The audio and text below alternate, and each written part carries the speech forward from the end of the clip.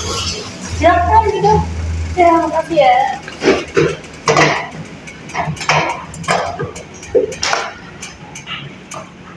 Selamat siang Mbak Devi. Selamat siang juga Bu. Mbak Devi kesini naik apa?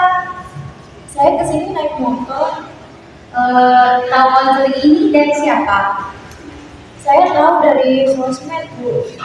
Oh baik. Bagaimana Mbak Devi kabarnya hari ini? Saya baik-baik aja, tapi akhir-akhir ini saya merasa stres karena tugas kuliah menumpuk. Terima kasih sudah mau berbagi Mbak Devi. Sebelum kita mulai, saya ingin menegaskan bahwa semua yang kita diskusikan di sini bersifat rahasia, kecuali jika ada risiko bahaya terhadap diri Mbak Devi atau orang lain. Apakah Mbak Devi nyaman dengan itu? Iya, saya nyaman Bu. Baik, kalau Mbak Devi nyaman. Ngomong-ngomong, sebelumnya Mbak Devi pernah melakukan konseling individual belum? Kebetulan saya belum pernah Bu. Oh baik, Mbak Devi belum pernah yang melakukan konseling individual. Iya, belum pernah. Baik, kalau begitu saya menjelaskan ya Mbak Devi apa itu konseling individual. Konseling individual adalah proses kegiatan profesional yang dilakukan secara face to face, di mana saya sebagai konselor dan Mbak Devi sebagai kliennya. Tujuannya kita di sini adalah mendukung Mbak Devi dalam menemukan solusi atas masalah yang sedang Mbak Devi hadapi, serta mengembangkan kemandirian dalam mengambil keputusan. Dalam konseling ini ada beberapa asas yang penting yang harus kita pahami bersama Mbak Devi. Yang pertama yaitu asas kerahasiaan. Apapun yang kita bicarakan di sini akan aman dan tidak akan disebarkan ke pihak lain tanpa persetujuan Mbak Devi. Dan yang kedua yaitu asas kesukarelakan. Apakah Mbak Devi sukarela datang ke sini? Iya Bu, saya sukarela. Baik, yang ketiga yaitu asas keterbukaan. Semakin Mbak Devi terbuka, semakin besar kesempatan kita untuk memahami masalah dengan lebih baik. Lalu yang ada asas kekinian, kita fokus pada masalah-masalah yang terjadi saat ini atau pengalaman masa lalu yang masih mempengaruhi Mbak Devi hingga saat ini. Yang terakhir yaitu asas kemandirian. Mbak Devi hingga saat ini keputusan yang akan diambil sepenuhnya berada di tangan Mbak Devi. Saya di sini hanya sebagai pendamping dan penuntun. Apakah Mbak Devi siap untuk memulai sesi ini dan menceritakan tentang apa yang ingin Mbak Devi ceritakan? Iya, siap. Apa yang sedang kamu rasakan belakangan ini, Mbak? Aku nggak tahu Bu, rasanya kayak semuanya berantakan, tugas-tugas menumpuk, ujian juga udah deket, dan aku nggak punya energi buat mulai. Kadang aku merasa kayak apa yang aku kerjain nggak ada artinya, dan aku jadi mikir apakah aku cocok di jurusan ini. Saya dengar bahwa Mbak Devi merasa tertekan dan mulai meragukan pilihan jurusan Mbak Devi ya. Itu pasti membuat Mbak Devi merasa bingung. Kalau Mbak Devi bisa ceritakan lebih lanjut, apa saja yang sedang Mbak Devi hadapi di kuliah belakangan ini? Jadi gini Bu, aku ada 4 tugas, aku ada 4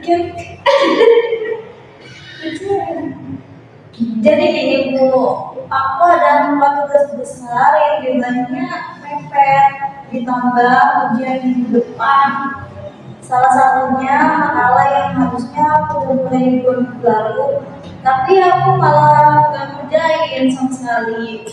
Ada juga tugas kelompok presentasi, tapi aku gak tahu mau ngomong apa ke kelompokku karena aku merasa gak bisa bantu mereka. Terus ada tugas coding yang bikin aku tambah stres. Aku sudah coba baca modulnya, tapi tetap aja gak ngerti. Aku lihat teman-teman kayak gampang banget ngerti materi, sementara aku malah stuck. Rasanya jadi gak pede Bu. saya bisa memahami betapa beratnya situasi ini, terutama ketika tugas-tugas semakin menumpuk dan Mbak Devi merasa nggak bisa mengikuti. Kalau kita fokus pada satu tugas dulu, apa yang menurut Mbak Devi paling bisa diselesaikan? Mungkin yang paling mendesak itu makalah, Bu. Tapi aku bingung banget harus mulai dari mana. Topiknya sebenarnya menarik, tapi aku nggak tahu gimana caranya merangkumnya jadi tulisannya bagus. Aku udah baca beberapa artikel, tapi semuanya ngerasa belum nyambung. Oh, menarik. Jadi tugas makalah ini membuat Mbak Devi merasa bingung karena kamu nggak tahu harus mulai dari mana. Kalau Mbak Devi coba memecah makalah ini jadi langkah-langkah kecil seperti mencari referensi atau membuat kerangka tulisan, apakah itu bisa membantu Mbak Devi merasa lebih terorganisir? Aku nggak pernah mikir kayak gitu, Bu. Biasanya aku langsung coba ngerjain semuanya sekaligus. Tapi malah jadi bingung dan nggak selesai-selesai. Kalau harus dibagi jadi langkah kecil, mungkin itu bisa lebih masuk akal. Oh, betul. Memecah tugas besar menjadi bagian-bagian kecil bisa membuatnya terasa lebih lega. Misalnya, hari ini fokus untuk mencari referensi yang relevan. Besok buat kerangka makalahnya dan seterusnya. Setelah itu kita bisa tentukan waktu untuk mereview dan menyusun isi makalahnya. Apa Mbak Devi merasa lebih tenang dengan rencana ini? Ya, itu masuk akal banget, Bu. Aku rasa aku bisa coba mulai nyari referensi dulu. Mungkin kalau fokus pada satu hal, aku gak akan terlalu merasa overwhelmed. Itu langkah yang bagus, Mbak. Kalau kita lanjut ke hal lain, Ibu ingat kamu sempat cerita tentang masalah tidur dan pola makan. Ibu dengar kamu sering tidur larut malam dan kadang lupa makan karena stres. Bagaimana kalau kita coba atur jadwal tidur dan makan supaya kamu bisa merasa lebih segar? Iya, Bu. Aku sering banget tidur larut malam. Bahkan kadang aku nggak tidur sama sekali. Kalau udah terlalu banyak bikin tugas, kalau makan kadang aku lupa atau cuma makan cemilan karena nggak sempat masak. Itu bisa mempengaruhi energi dan fokus kamu loh, Mbak. Tidur yang cukup dan pola makan yang sehat bisa membantu Mbak Devi merasa lebih tenang dan siap menghadapi tugas. Bagaimana kalau kita coba atur waktu tidur mulai malam ini? Misalnya Mbak Devi coba tidur sekitar jam 11 malam supaya dapat tidur yang cukup, Mbak. Kayaknya aku bisa coba tidur lebih awal, Bu. Mungkin itu bisa bantu aku bangun lebih segar dan gak terjebak di perasaan cemas sepanjang malam. Bagus, kita juga bisa coba teknik relaksasi sebelum tidur, seperti pernapasan dalam untuk membantu tubuh dan pikiran Mbak Devi lebih rileks. Pernahkah Mbak Devi mencoba teknik pernapasan dalam? Belum pernah sih, Bu. Itu gimana ya caranya? Oke, Ibu akan ajarkan teknik sederhana. Cobalah duduk dengan nyaman, tarik nafas dan melalui hitung selama 4 detik, tahan selama 4 detik, lalu hembuskan perlahan melalui mulut selama 6 detik. Coba kita lakukan 3 kali dan rasakan perbedaannya.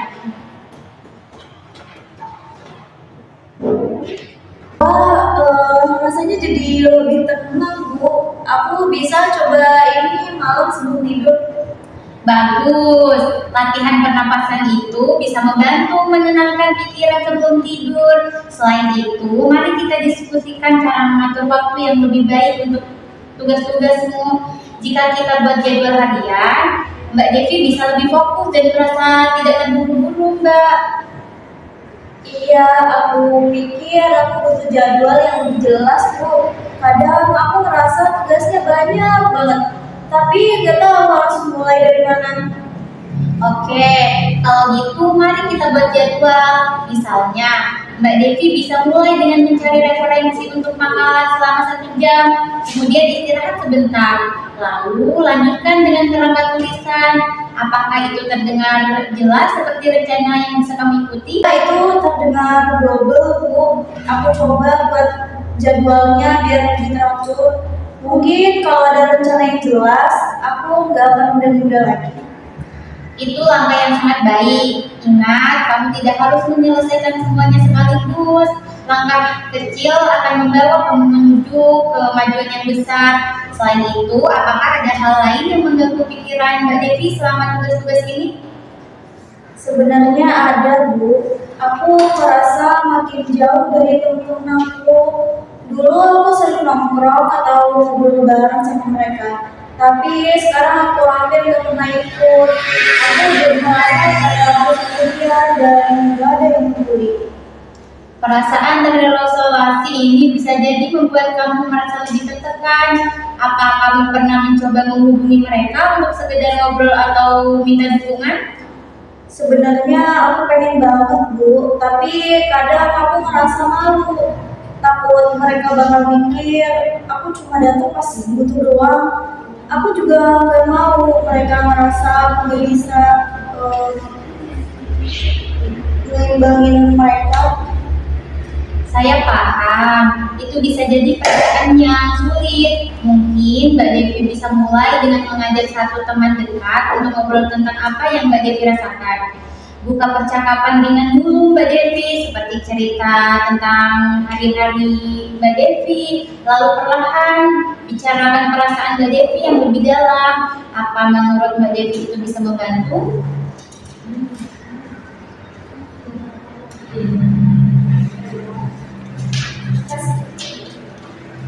Kayaknya bisa.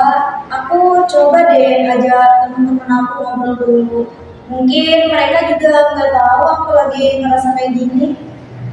Itu ide yang bagus. Komunikasi adalah kunci dalam menjaga hubungan sosial. Ingat Mbak, mereka mungkin juga merasa hal yang sama, dan berbagi perasaan bisa membuat hubungan kalian semakin kuat. Makasih banyak, Bu. Rasanya aku jadi punya arah sekarang. Aku bakal coba mulai nyari referensi, tidur lebih awal, dan ngobrol sama temen-temen. Aku juga bakal coba bikin jadwal biar lebih teratur. Kamu sudah membuat langkah yang besar hari ini dengan terbuka dan mencari solusi. Ingat, kamu gak sendirian Mbak Devi, dan aku di sini untuk membantu kapanpun kamu butuh. Terus semangat. Terima kasih banyak ya, Bu. Aku merasa lebih tenang dan punya banyak hal yang harus dicoba. Senang mendengarnya. Kamu merasa lebih senang dan siap mencoba beberapa hal yang kita bahas. Langkah-langkah kecil yang Mbak Devi ambil bisa membuat perubahan besar. Jadi jangan ragu untuk memberi diri sendiri apresiasi setiap kali berhasil menyelesaikan satu tugas. Sekecil apapun itu, ingat, proses ini adalah perjalanan bukan perlombaan, Mbak. Iya, aku sering lupa buat apresiasi diri sendiri, Bu. Biasanya aku terlalu fokus sama hal yang belum selesai. Mungkin itu yang bikin aku gampang merasa kecewa. Itu hal yang sering terjadi, terutama saat merasa tertekan, tapi memberi diri sendiri pujian kecil sangat penting sekali Mbak Devi. Misalnya, setelah kamu selesai dengan mencari referensi atau membuat kerangka, beri dirimu waktu untuk menikmati hal yang kamu sukai, seperti mendengarkan musik atau makan sesuatu yang enak. Itu bisa membantu menjaga semangatmu. Kayaknya aku bisa coba gitu, Bu. Kadang kalau udah selesai sedikit, aku malah lanjut ke tugas lain dan lupa untuk berhenti sebentar. Betul, kamu berhak merasa bangga atas pencapaian kecil itu. Menjaga keseimbangan antara pekerjaan dan istirahat itu sangat penting. Selain itu, bagaimana dengan perasaanmu tentang tugas coding? Apakah ada kemajuan atau kamu masih merasa stuck? Sebenarnya aku coba lagi setelah ngobrol sama teman yang ngerti coding, dan ternyata ada beberapa hal yang aku nggak paham sebelumnya. Sekarang jadi sedikit lebih jelas, meski belum sepenuhnya. Tapi aku merasa lebih percaya diri buat tanya. Hebat sekali Mbak, itu menunjukkan bahwa Mbak Devi bisa mencari solusi dan tidak takut minta bantuan. Itu langkah besar loh. Terus coba buat bagian-bagian yang lebih kecil dari tugas coding, seperti memecah kode menjadi bagian-bagian yang lebih mudah dipahami, dan lakukan satu persatu. Dengan cara itu, Mbak Devi akan merasa lebih terorganisir.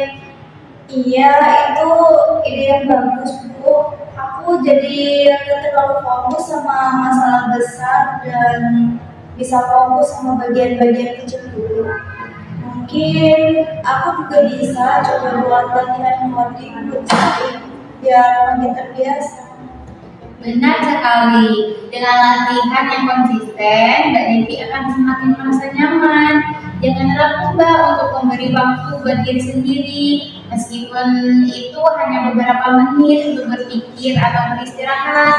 Kalau Mbak Devi merasa lelah, itu hal yang wajar. Kalau kita tidak bisa menjaga tubuh dan pikiran, kita juga akan kesulitan untuk menyelesaikan tugas. Betul, Bu. Rasanya selama ini aku gak pernah mikirin pentingnya istirahat. Padahal itu bisa membantu banget buat kelancaran kerjaan. Iya, tidur dan istirahat itu sangat mempengaruhi kualitas pekerjaan kita.